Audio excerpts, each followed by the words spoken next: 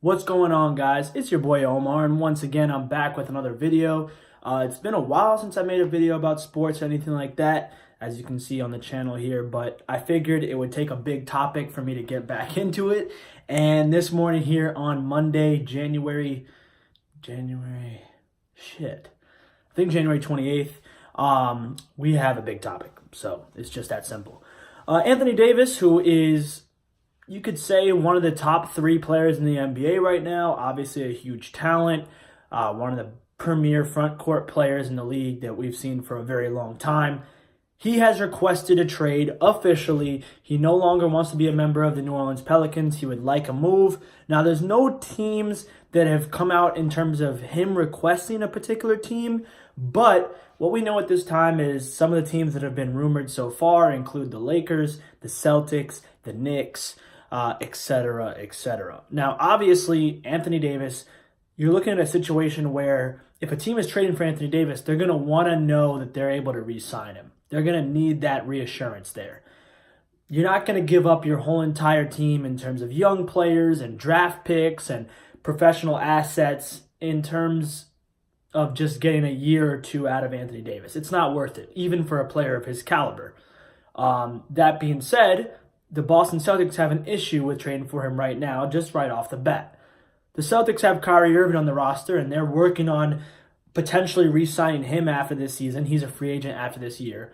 So bringing in Anthony Davis right now and perhaps re-signing him to a long-term deal, as part of like a trade and then re-sign type move, it may not work out for the Celtics. It may not be exactly what they're looking for. Again, you don't want to piss off Kyrie Irving, because if you're the Celtics, the whole point of getting Anthony Davis is you could pair Anthony Davis with Kyrie Irving and have a team that could compete with the Warriors and the other teams for a championship. If you lose Kyrie Irving in the process of getting Anthony Davis, yes, I think most NBA fans would agree, including myself, that Anthony Davis is a better player than Kyrie Irving on paper, of course. But it makes the move far less substantial to go and get Anthony Davis but lose Kyrie on the back end. Also, Anthony Davis has said that he's content playing out the rest of the season in New Orleans, and it would make more sense for the Celtics to pursue a trade in the offseason once locking up Kyrie Irving, or at least knowing what's going on there. Other teams involved, of course, the Lakers. I saw a funny meme on Bleacher Report where it was basically one of those Beyond Scared Straight videos where they have the kids that have been up to no good go to prisons and kind of get pushed around a bit, except they edited Lonzo Ball's face onto one of the kids, and they're basically like, let's go, get out of here. And that was like the Lakers when they found out Anthony Davis requested a trade. They shouldn't view Lonzo Ball as a piece that is immovable, no doubt. I mean, Lonzo Ball, he hasn't lived up to the second pick. He hasn't been bad, but it's not someone where you're going to say that's a deal breaker. However, some of the rumors and some of the proposed trades that I've seen are things like Ball, Kuzma, Zubac, first round pick. It's going to be a hefty package if he goes to the Lakers. And again, this is a situation for the Lakers where they are not a competing team for the championship right now, even with LeBron James in the fold. So, yes, you want to add Anthony Davis to LeBron James. You have two of the most dynamic players in the league. Probably, honestly, the best 1-2 punch in the league in terms of talent, in my opinion. I think that would even surpass Durant and Curry out in Golden State. That being said, you don't want to give up the rest of your team to do that. Even with Durant, even with AD and LeBron, if you don't have the supporting cast that's at least decent around you, you're still not going to be able to do much, and that's going forward, not just this year. And of course, like I said, we have my beloved, or maybe not so beloved, New York Knicks.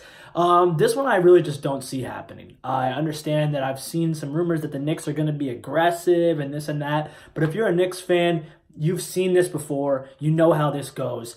It's not the first time the Knicks said they were going to be aggressive about a player, and it just didn't work out. The Knicks would have to give up so much. This is a team that's fully committed to the rebuild right now. A bunch of young players on the roster. They basically have to give up a good chunk, if not all those guys, and some future draft capital, which could potentially be the first overall pick this year in order to get Davis. And does Davis even want to re-sign in New York without the assurance that this is going to be a competitive championship caliber team?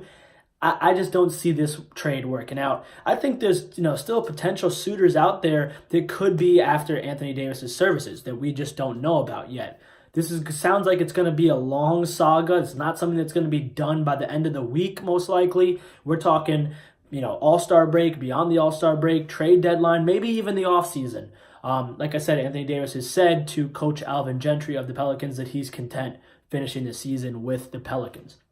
So that being said, we have ourselves a huge piece of news to track here in the NBA now. If anybody else, like myself, was getting a little bit bored of this NBA season and the idea that, since Cousins has come back, it's very clear that the Warriors are most likely going to run away with this championship again, at least we've got some intrigue now. Anthony Davis could be on the move. Who knows where the hell he's going? My prediction, off the bat, I'm going to say he goes to the Celtics and it's going to happen in the offseason. That seems to be the most believable theory for me so far, but anything can happen. That's the beauty of sports. See you guys next time.